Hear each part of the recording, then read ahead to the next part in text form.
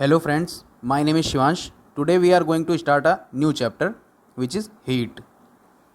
तो जैसे कि आप लोग जानते हैं वूलन क्लॉथ्स हम लोगों को एनिमल फाइबर्स से मिल रहे थे और कॉटन क्लॉथ्स जो थे वो हम लोगों को प्लांट फाइबर से मिल रहे थे। ऐसा आपने क्लास 6 में पढ़ रखा है।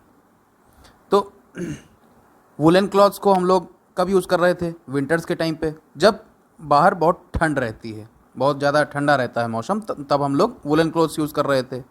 और वूलन क्लॉथ्स करते क्या थे? वो हम लोगों को वार्म रख रहे थे। लेकिन जब बाहर गर्म है, गर्मी का दिन है, समर है, तो हम लोग लाइट कलर्ड कॉटन क्लॉथ्स पहन रहे थे। ऐसा क्यों? क्योंकि ये हमें कूलनेस जैसा कुछ फील करा रहे थे कि हाँ, हम लोगों को गर्मी नहीं लग रही थी इसकी वजह से बहुत ज़्यादा। तो आप लोग ऐसा ज़रूर सोचते होंगे कि कुछ ऐसे ही पर्टिकुलर टाइप्स के क्लॉथ्स क्यों हमेशा हर पर्टिकुलर सीज़न के लिए ऐसे ही कुछ क्लॉथ्स क्यों सूटेबल होते हैं, कुछ अलग अलग क्लॉथ्स हम लोगों को क्यों लगते हैं, ऐसा आप लोग सोचते ज़रूर होंगे। तो ठंडियों में आपने फील किया होगा कि आप घर के अंदर भी जो है आपको कोल्ड, बहुत ठंडी लगती होगी, बाहर निकलते होगे तब भी आपको ठंडी लगती होगी, लेकिन जब धूप रहती होगी, बाहर सन रहता होगा, तो आपको थोड़ा सा वार्म फील होता होगा, अच्छा लगता होगा। और गर्मी में अगर आप घर के अंदर भी हैं तब भी बहुत ज़्यादा आपको गर्म फील होता होगा। तो हम लोग कैसे किसी चीज़ को जान सकते हैं कि कोई ऑब्जेक्ट कैसे, कितना ठंडा है या कितना गर्म है, ये चीज़ हम लोग कैसे जान सकते हैं? इस चैप्टर में हम लोग यही ट्राई करेंगे कि हम लोग पता लगा पाएँ कि क्या ऑब्जेक्ट कितना ठंडा है, कितना गर्म है, वो कैसे हम लोगों को पता लग सकता है। इस चैप्टर में हम लोग देखेंगे। तो हम लोग का आ गया ये हॉट एंड कोल्ड। इसमें आपको अपने जो डेली बेसिस पे आप लोग जो चीज़ें यूज़ करते हो उसको आप लोगों को बताना है कि क्या चीज़ गर्म है, क्या चीज़ ठंडी है। उसको आप लोग डायरेक्टली खाते हो कोई चीज़ या छूते हो तो उससे आपको फील होता होगा, उससे आपको यहाँ पे लिखना है इस लिस्ट में। जैसे आइसक्रीम है, वो ठंडी होती है, आपको सबको पता है, तो यहाँ पे आप उसको फील कर दो कि हाँ वो ठंडा होता है।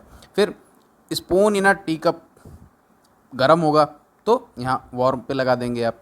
फिर फ्रूट जूस ठंडा होता है, यहाँ पे लगा देंगे। Handle of a frying pan, insulator का किसी का बना होगा तो वो ठंडा होगा, फ्राइंग पैन तो गर्म ही होगा, है ना। तो अगर डायरेक्ट उसका कोई ऐसा हैंडल में इंसुलेटर वगैरह नहीं लग रखा है, कोई बैड कंडक्टर नहीं लग रखा है हीट का, तो वो आपको गर्म ही फील होगा, तो आप यहाँ लगा दोगे। या फिर अगर उसमें इंसुलेटर लग रखा है तो वो ठंडा ही फील होगा, आपको नॉर्मल फील होगा, तो आप यहाँ भी लगा सकते हो। लेकिन इस तरह की जो जितनी भी चीज़ें आप दिन भर में यूज़ करते हो, यहाँ पे आपको लिस्ट बना के एक लिखनी है और देखना है कि क्या चीज़ गर्म है, क्या चीज़ ठंडा है। आप लोग कोई भी ऐसी चीज़ ना छूइएगा जो बहुत ज़्यादा गर्म हो, वो आपके हाथ के लिए अच्छी नहीं होगी, आपका हाथ जल भी सकता है उससे। तो ये सब करके आपको पता चलेगा कि कोई ऑब्जेक्ट आपका ठंडा होगा या कोई ऑब्जेक्ट गर्म होगा, या कोई ऑब्जेक्ट किसी ऑब्जेक्ट से ज़्यादा गर्म होगा या किसी ऑब्जेक्ट से ज़्यादा ठंडा होगा, कुछ ऐसा उसमें आपको फील होगा। तो हम लोग अब ये चीज़ कैसे डिसाइड करेंगे कि कौन सा ऑब्जेक्ट गर्म है, कौन सा ऑब्जेक्ट किसी दूसरे से ज़्यादा गर्म है या ठंडा है, ये चीज़ हम लोग कैसे फील कर पाएंगे? ऐसा हम लोग छू के तो कर ही रहे थे, लेकिन क्या ये उतना रिलायबल होगा? क्या हम लोग को एकदम सही वैल्यू उसकी मिल सकती है कि हाँ ये कितना ज़्यादा गर्म है या कितना ज़्यादा ठंडा है, कुछ ऐसा हम लोग को पता चल सकता है उससे? ऐसा तो नहीं हो सकता ना। तो हम लोग एक एक्टिविटी करके देखते हैं। इसमें करना क्या है कि आपको 3 बीकर्स ले लेने हैं कुछ इस तरह से, और एक बीकर में आपको यहाँ पे गर्म पानी ले लेना है, ठीक है, वो उसमें हॉट वाटर ले लिया। एक में आपको ठंडा पानी ले लेना है, एकदम कोल्ड वाटर ले लिया इसमें, और एक बीकर में आपको गरम और ठंडा दोनों मिक्स करके आपको पानी इसमें ले लेना है। फिर आपको अपना लेफ़्ट हैंड इस गरम वाले बीकर में डालना है, थोड़ी 2-3 मिनट के लिए आपको डाल कर, इतना गरम मत लीजिएगा कि आपका हाथ जल जाए, आप नॉर्मल एक टेम्परेचर पर रखिएगा। और थोड़ा सा इस वाले में, ठंडे वाले में आपको 2-3 मिनट, इसमें भी दोनों हाथ आप साथ में डाल के रखिए। ये राइट वाला हैंड इसमें डाल दिया, लेफ़्ट वाला इसमें डाल दिया। फिर 2-3 मिनट के बाद इसमें से निकाल के आपको, जिसमें आपने दोनों पानी मिला रख के डाला था, मिक्स वाला पानी जिसमें डाला था हॉट एंड कोल्ड का, उसमें आपको दोनों हाथ अपने डाल देने हैं। लेकिन यहाँ पे आपने क्या फील किया होगा कि जिसमें हॉट वाले में डाला होगा तो आपको हॉट फील हुआ होगा, और कोल्ड वाले में डाला होगा तो उसमें कोल्ड फील हुआ होगा। जब आप इसमें डालोगे दोनों ही साइमल्टेनियसली, दोनों एक साथ डालोगे जब इसमें मिक्स वाले पानी में, तो आपको फील होगा कि जो हाथ आपका गर्म वाले बीकर से निकल के आया है, इसमें डाला है आपने, उसको वो आपका हाथ आपको गर्म फील करवाएगा, वो उससे आपको सेंस होगा कि ये पानी भी गर्म है। लेकिन जो हाथ आपका ठंडे वाले पानी से निकल के आया है, वो आपको फील देगा कि वो भी पानी ठंडा है, ठीक है, ये वाला हाथ आपको फील कराएगा कि ये ठंडा है। तो इस तरह से आपको ये चीज़ कंफर्म नहीं हो सकती है कि कौन सा, आपको रिलायबली आप चीज़ को नहीं निकाल पा रहे हो कि कितना कौन सा टेम्परेचर आपका सही है, गर्म है या ठंडा है, ये चीज़ आप अच्छे से नहीं निकाल पा रहे हो अपने सेंसिंग के बेस पे। तो रिलायबिलिटी के लिए हम लोग किसी चीज़ के कोई भी ऑब्जेक्ट है उसकी हॉटनेस को किस में मीज़र करते हैं, टेम्परेचर में, ठीक है। अगर हमको रिलायबिलिटी चाहिए कि हाँ ये गर्म है ठंडा है कैसा है एकदम प्रॉपर हम लोगों को पता चल पाए, तो वो उसको हम लोग उसकी चीज़ को किस में मीज़र करते हैं, उसकी हॉटनेस को टेम्परेचर में, ठीक है। और temperature is measured by a device called thermometer. Thermometer जो डिवाइस होता है उससे हम लोग टेम्परेचर मीज़र कर पाते हैं, ठीक है। हम लोग देखते हैं मीजरिंग टेम्परेचर, कैसे मीज़र करना है टेम्परेचर को, ये चीज़ हम लोग इसमें आगे देखेंगे। तो कभी आपको बचपन में या कभी आपको बुखार हुआ होगा, या आपकी फैमिली मेम्बर में कभी किसी को बुखार हुआ होगा, किसी सीज़न जब चेंज होते हैं तो बुखार अक्सर आ जाता है लोगों को, तो आपने देखा होगा कि किसी थर्मोमीटर से वो मीज़र किया जाता है कि कितना आपकी बॉडी हॉट है, कितना ज़्यादा जो है आपकी बॉडी का टेम्परेचर बढ़ा हुआ है। तो जिस थर्मोमीटर से हम लोग की बॉडी का टेम्परेचर मीज़र किया जा रहा है उसको हम लोग क्लिनिकल थर्मोमीटर बोलते हैं, और वो कुछ इस तरह से दिखाई पड़ता है आपका। इसको देखिए मैं बड़ा करके आपको दिखाता हूँ।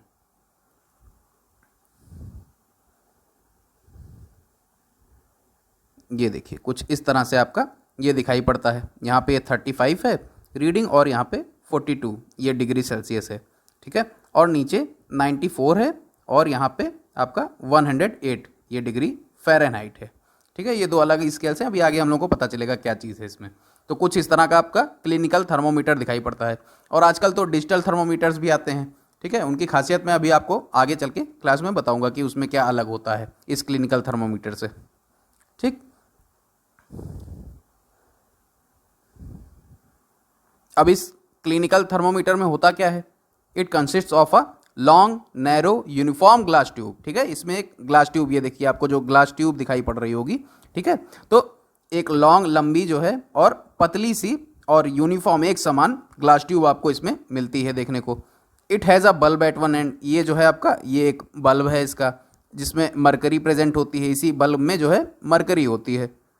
अब इसी बल्ब के आगे यहाँ पे बीच में आपको शाइनिंग एक थ्रेड दिखाई पड़ेगा, है ना, एक बहुत शाइनिंग सा थ्रेड दिखाई पड़ेगा जिसमें आप लोग मरकरी को देख सकते हो।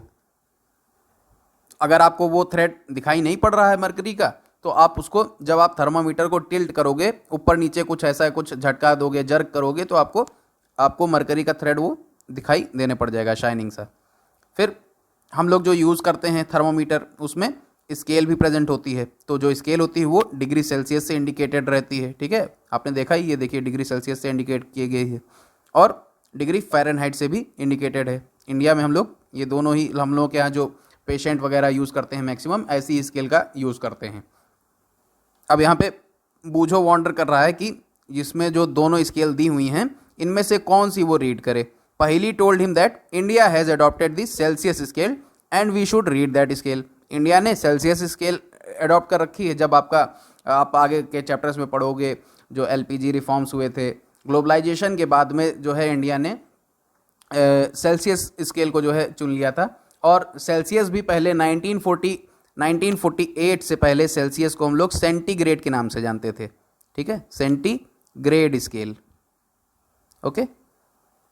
तो सेंटीग्रेड स्केल के नाम से जानते थे। और जो डिग्री फ़ारेनहाइट है वो भी हम लोगों की बहुत पुरानी स्केल है। वो ब्रिटिश एरा में ब्रिटिशर्स जो यूज़ करते थे वो फ़ारेनहाइट स्केल थी। इसीलिए हम लोग पहले के समय में जब ये सेंटीग्रेड स्केल नहीं थी, मतलब हम लोग के यूज़ में नहीं थी, तो हम लोग फ़ारेनहाइट स्केल यूज़ करते थे क्योंकि ब्रिटिशर्स यहाँ पे थे और वो लोग फ़ारेनहाइट स्केल ही यूज़ करते थे, ठीक है।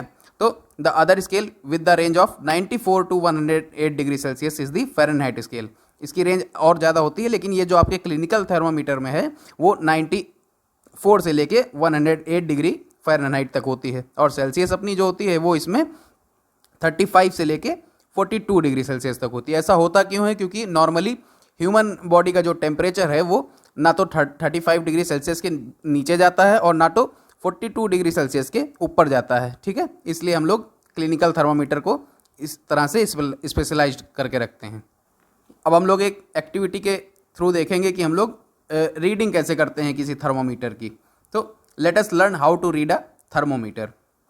हम लोग को करना क्या है कि जैसे ये अगर आपकी टेम्परेचर इसमें दिया हुआ है, ये देखिए यहाँ पे देखिए इसमें, तो आपको ये दो बड़े टेम्परेचर्स आपको दिखाई पड़ रहे होंगे, एक 36 दिख रहा होगा, एक 37 दिख रहा होगा, ठीक है। तो ये दोनों बड़े टेम्परेचर्स आपको नोट डाउन कर लेने हैं, इसका डिफरेंस कितना हुआ, एक, ठीक है। और फिर इसके बाद आप देखेंगे कि ये लाइनिंग एक बड़ी है, एक लाइनिंग ये बड़ी है, इसके बाद आप इसके बीच के जब इनको काउंट करेंगे कि कितने स्केल्स इसमें प्रेजेंट हैं बीच में, तो 1 2 3 4 5 6 7 8 9 10, 10 संख्या है, ठीक है। तो 1/10 करेंगे तो आपको मिल जाएगा टोटल कि कितनी इसके आगे 0.1 चल रहा है कि 0.2, किस तरह से आपको यहाँ पे जैसे ही मरकरी जहाँ प्रेजेंट होगी वो आपको दिखाई पड़ जाएगी, ठीक है। एक मिनट साइज सही कर लूँ।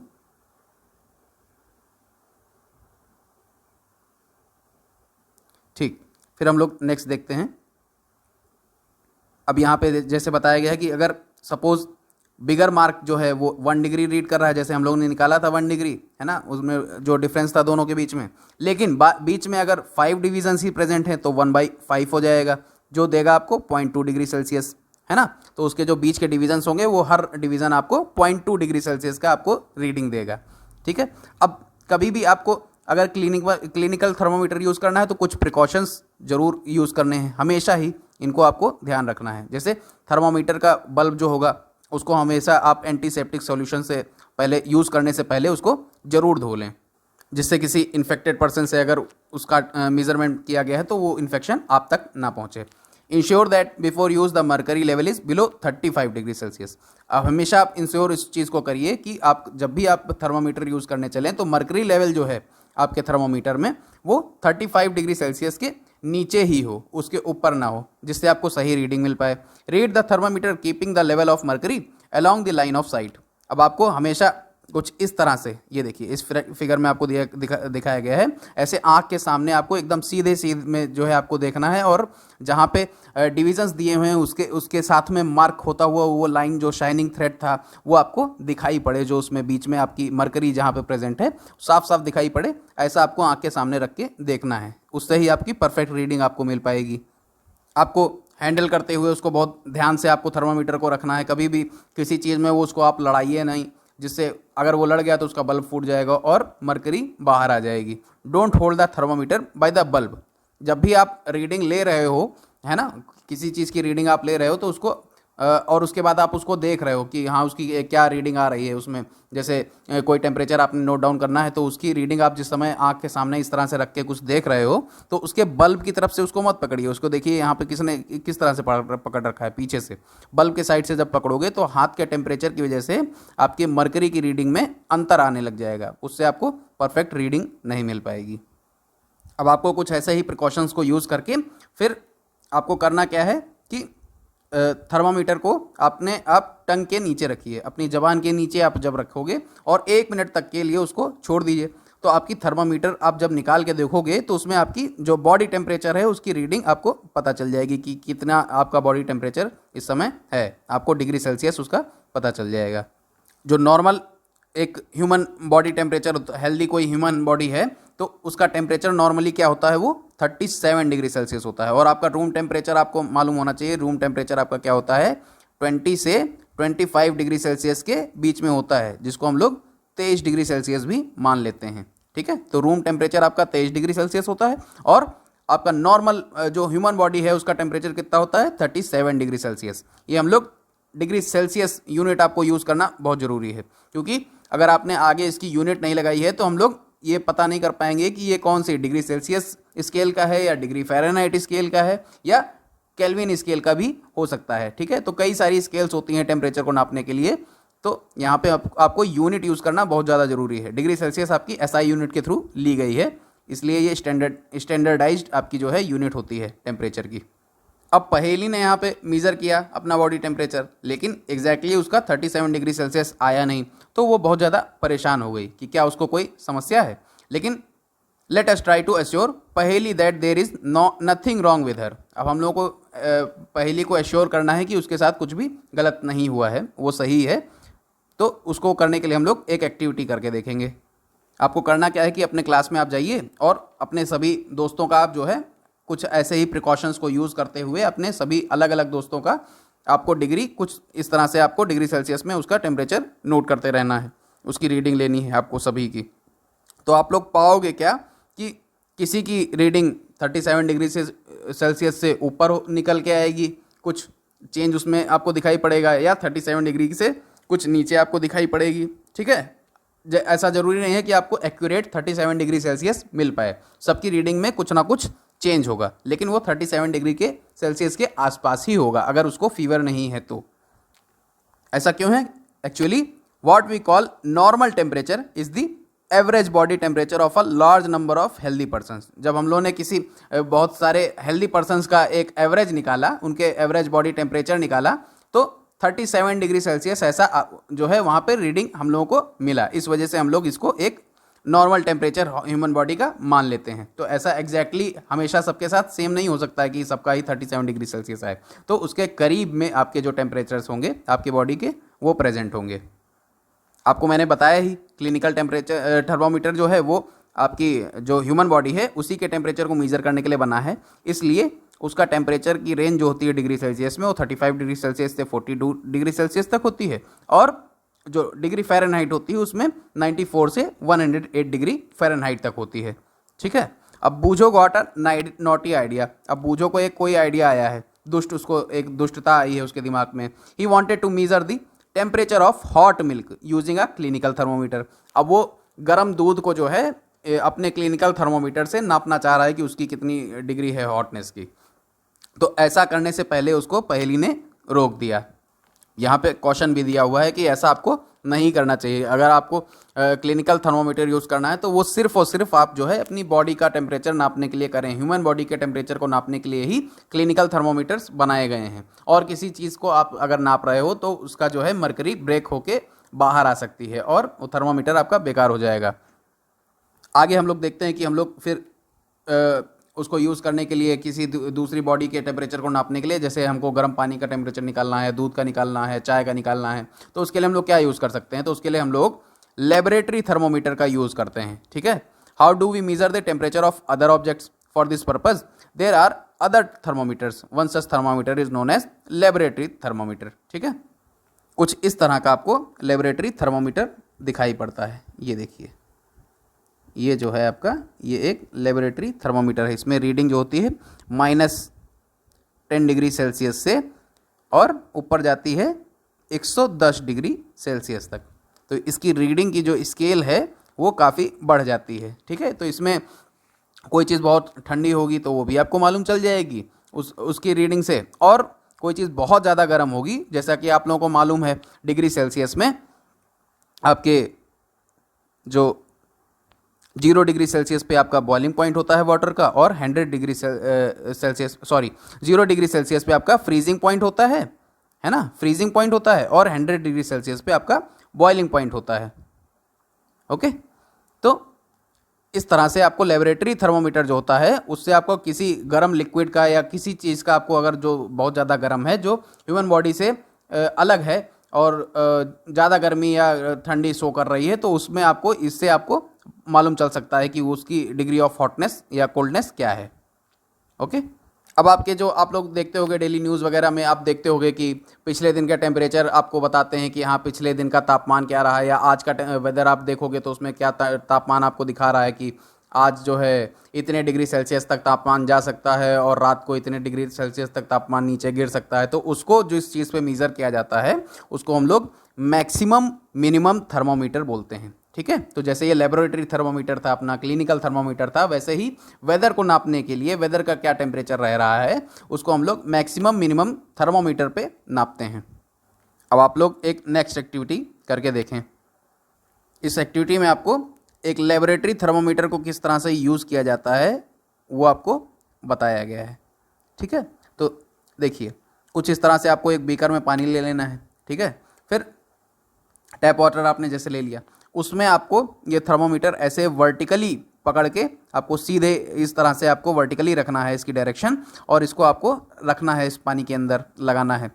ध्यान रहे कि नीचे बीकर के जो बॉटम है उस पर इसका बल्ब टच नहीं होना चाहिए, और इसका जो बल्ब है वो प्रॉपरली इमर्स्ड होना चाहिए, इस पानी के अंदर लगातार इमर्स्ड होना चाहिए। जब भी आप रीडिंग ले रहे हो तब भी वो उसके अंदर ही होना चाहिए। अगर आप उसको बाहर निकाल दोगे तो इसमें होता क्या है कि इसकी जो मरकरी की रीडिंग है, वो मरकरी इसमें जो है वो बहुत जल्दी से नीचे की ओर फॉल कर जाता है, बहुत नीचे आ जाता है। तो इसलिए आप सही रीडिंग आप निकाल नहीं पाओगे कि उस वाटर की, या जो भी आपने लिक्विड ले रखा है किसी चीज़ की, उसकी रीडिंग आपको प्रॉपर मिल नहीं पाएगी।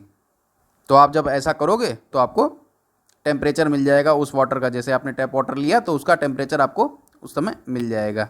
ठीक है, अब आपको यहाँ पे देखिए कुछ दिया हुआ है, ये वही बात है जो अभी मैंने आपको बताई ना कि आपको सीधा रखना है, वर्टिकली रखना है, और उसका बल्ब नीचे टच नहीं होना चाहिए, और हमेशा अपने बल्ब का साइड्स जो है इमर्स्ड होने चाहिए जिस लिक्विड का आपको टेम्परेचर निकालना है। ठीक है, तो ये क्लिनिकल थर्मोमीटर के अलावा जो उसके जो प्रिकॉशंस थे उसके अलावा इनको भी आपको ध्यान देना है।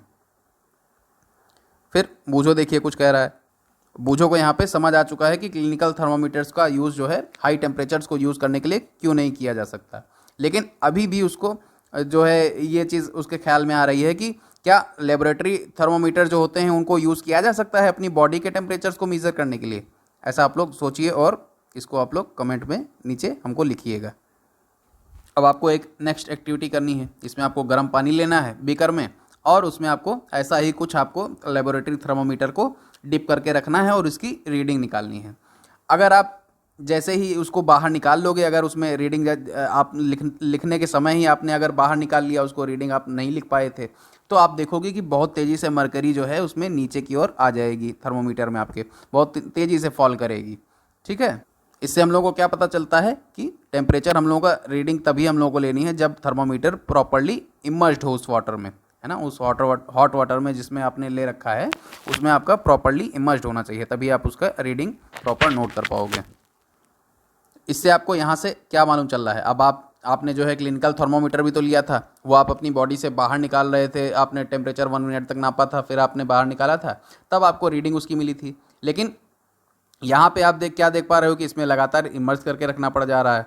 तो क्या आप बॉडी में अपने इमर्स करके तभी आप उसकी रीडिंग निकाल सकते हो? उसको आप बाहर निकालोगे तो आपका टेम्परेचर फॉल कर जाएगा लेबोरेटरी थर्मामीटर का।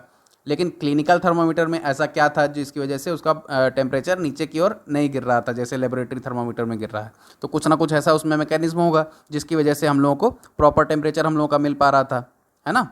तो बूझो wonders why the level of mercury should change at all when the bulb of the thermometer is brought in contact with another object.